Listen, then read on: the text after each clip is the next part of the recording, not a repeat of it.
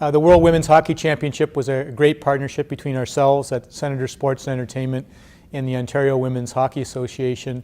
And it really allowed us to engage the entire local hockey community, to shine the spotlight on the women's game here in the nation's capital.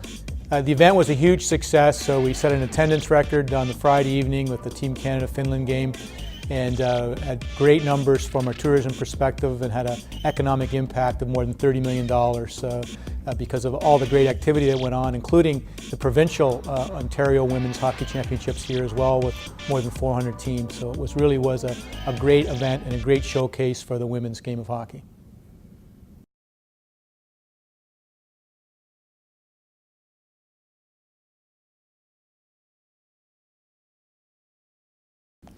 2013 was a really great year for Music and Beyond. We got more than 37,000 people out for our 12 days of the festival, and we had so much variety. We were able to put together things that I've been dreaming of for years. We opened with a whole circus and music event that was created especially for Music and Beyond. We had actors and dancers and comedians.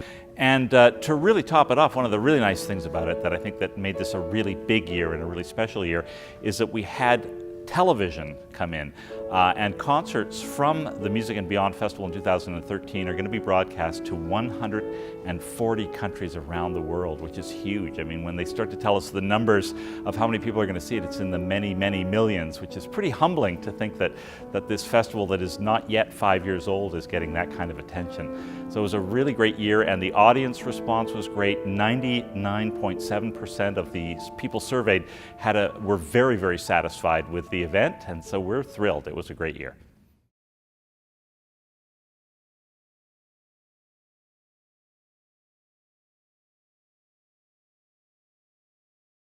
Northern Scene was truly unique. For 10 days last spring, Northern Scene presented a contemporary, vibrant view of the Yukon, the Northwest Territories, Nunavut, Nunatsiavut, and Nunavik, with 350 artists in music, theater, dance, visual and media arts, film, literature, storytelling, food, and fashion, mixing throat singing and beatboxing, contemporary tales and circus, Inuit sculpture and iPods. Northern Scene artists really shattered our stereotypes of what the North is. And it was an overwhelming success. More than 50,000 people attended 77 events, sold out performances, exhibitions in 25 venues across the city. We garnered tons of media coverage, hundreds of print articles. Northern Scene was captivating, provocative, spiritual, touching, entertaining, and a little bit cheeky. The artists never stopped telling us how special it was for them to be presented in the nation's capital. I want to thank Ottawa for so warmly embracing these wonderful artists.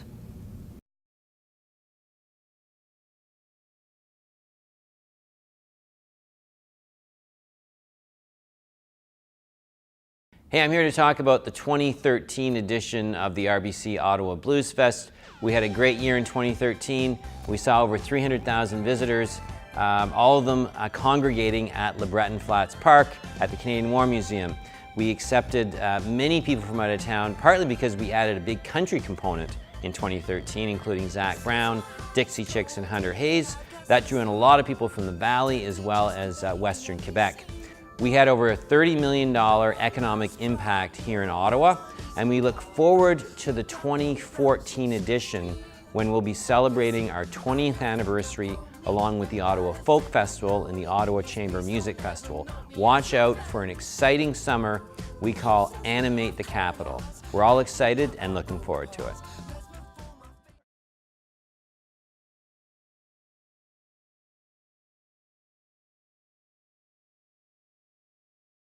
In May 2013, Ottawa was host to the Rendezvous International Conference, which welcomed approximately 1,500 delegates from 28 different countries. Chic and Swell Creative Meetings and Events was lucky enough to win the bid to organize Ontario Night. So working closely with the province of Ontario, CTC, and Ottawa Tourism, we designed an event to highlight the best that the province has to offer.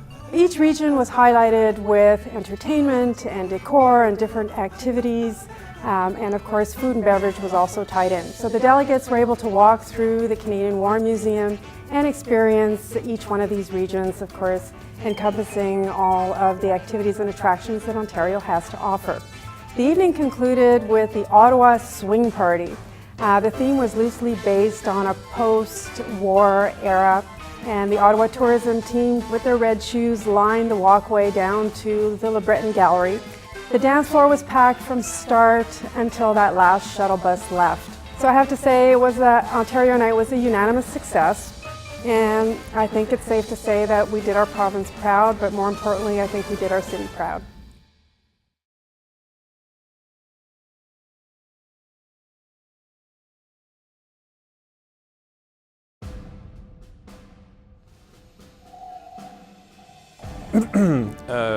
Last summer, 2013, the Canada Aviation and Space Museum put on a little exhibition called Star Wars Identities.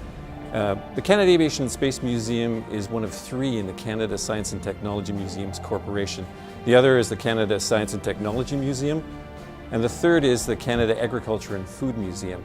The three of us got together and figured we could actually put this on, but it stretched us to our limit. We don't do blockbusters, but we thought this would be a great thing for tourism in the city, and certainly for the corporation for visibility. Among the three museums, we decided that the Canada Aviation and Space Museum would be the best place for this actual exhibition. We took one of the two exhibition hangars and created an 11,000 square foot special exhibition space, which took a whole team of technicians and engineers to actually put it together. But I think one of the key elements in making this a success was our community partners, and certainly our media partners during the summer. We were able to attract record crowds. We were able to get high visibility. We generated some revenues for the museums, which is always important for us. And I think more importantly, we made really good contacts with media and with community partners. And I think we put something together that was really special for Ottawa last year. And as Yoda would say, there is no try, only do.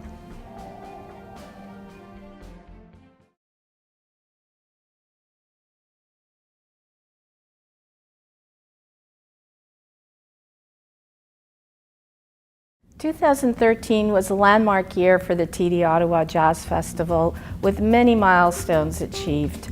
Everything from attendance, the highest attendance we ever had, over 301,000, to box office. We had the best box office in the history of the festival, with an increase of 25%. And sales from beverages to our vendors increased this year. Our lineup was superlative and received critical acclaim. And the volunteers, the sponsors, the staff, the artists all made this a phenomenal year for us.